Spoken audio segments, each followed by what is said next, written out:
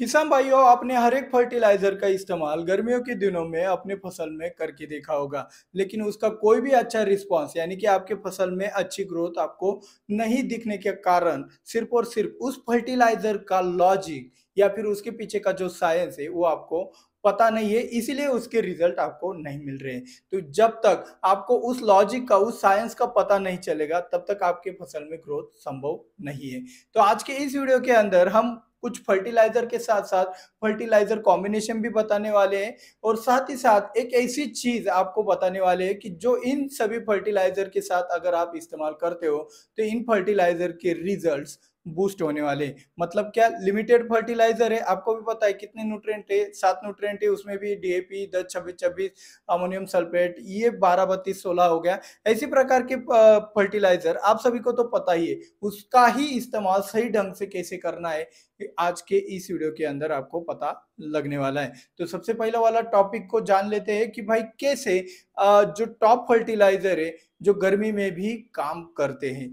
तो top fertiliser कौन कौन से है जो गर्मी में भी काम करती है, ये जानने के लिए आपको ये समझना होगा कि गर्मियों के दिनों में सबसे ज्यादा न्यूट्रिएंट की कमी किस चीज, कौन से न्यूट्रिएंट की होती है। ये अगर आपने जान लिया तो आपकी फसल में ग्रोथ करना बहुत ही ज्यादा आसान हो जाएगा। तो वो कौन सा न्यूट्रिएंट है? वो न्यूट्रिएंट है आपका नाइट्रोजन। तो नाइट्रोजन का इस्तेमाल करते ही आपके फसल में अच्छा ग्रोथ दिखाई देता है। लेकिन गर्मियों के दिनों में जमीन में ज्यादा नमी ना होने के कारण, ज्यादा माइक्रो ऑर्गेनिज्म अवेलेबल ना होने के कारण वहां पे क्या होता है कि नाइट्रोजन का जो भी एक अवेलेबिलिटी है फसल में कम होता है, उपलब्धता कम हो जाती है। तो ऐसे सिचुएशन में हमें टॉप फर्टिलाइजर जो हम इस्तेमाल करने वाले हैं वो नाइट्रेट बेस या फिर सल्फेट बेस होने चाहिए, दोनों में से एक तो होने ही चाहिए। तो सबसे टॉप में फर्टिलाइजर बन जाते हैं आपका कैल्शियम नाइट्रेट 13045, अमोनियम सल्फेट। ये 3 प्रकार के टॉप वाले फर्टिलाइजर हमने चुने।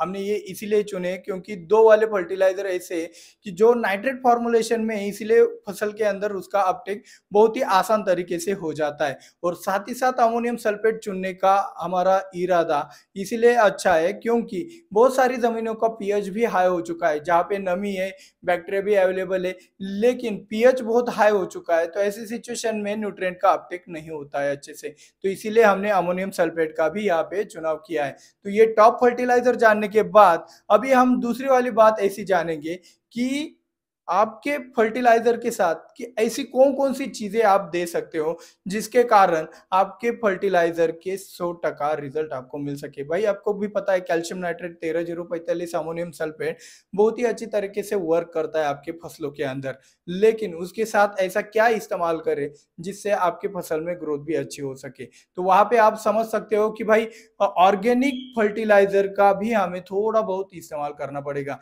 जिसके तौर पर आप गोबर की खाद, मूंगफली की खली या फिर आप इस्तेमाल कर सकते हो वर्मी कंपोस्ट। इन तीनों में से या फिर कोई और अन्य ऑर्गेनिक फर्टिलाइजर होगा तो उसका भी इस्तेमाल कर सकते हो। मुर्गी की खाद यहाँ पे इस्तेमाल करने की लायक नहीं होती है क्योंकि मुर्गी की खाद में बहुत ज्यादा हीट होता है, उष्णता होता है।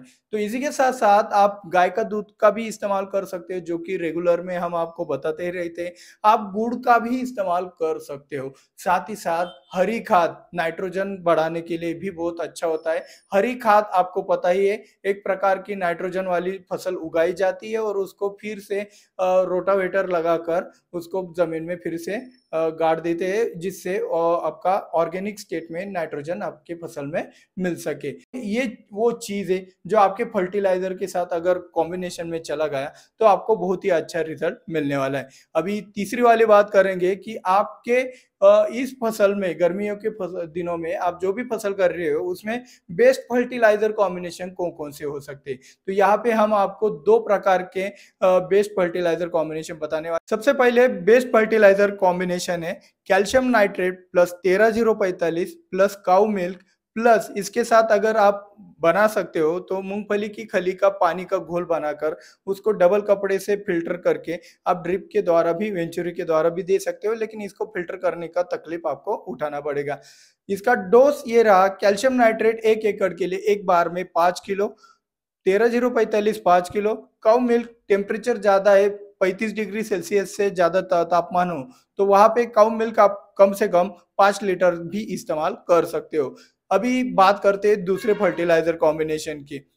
हम इस्तेमाल करने वाले अमोनियम सल्फेट प्लस इसी के साथ-साथ हम इस्तेमाल करने वाले फेरस सल्फेट प्लस इसी के साथ-साथ हम इस्तेमाल करने वाले गुड़ यानी कि जैगरी और प्लस इसी के साथ-साथ हम इस्तेमाल करने वाले हैं गाय का दूध या फिर भैंस का दूध भी चल जाएगा।